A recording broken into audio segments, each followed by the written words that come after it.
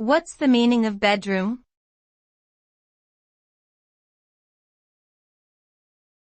Bedroom.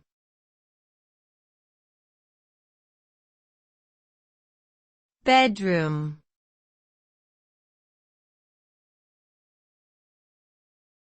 Bedroom.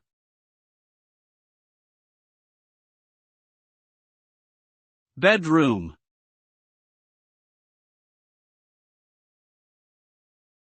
A bedroom is a private room primarily intended for sleeping and resting.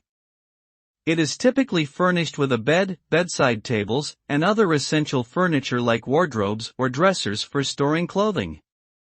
Bedrooms are usually located in a person's home and are used for privacy, comfort, and relaxation. They can come in various styles and sizes, from small and cozy to large and luxurious.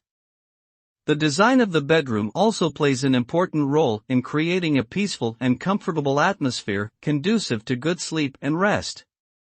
In short, a bedroom is a place where you can retreat and recharge after a long day.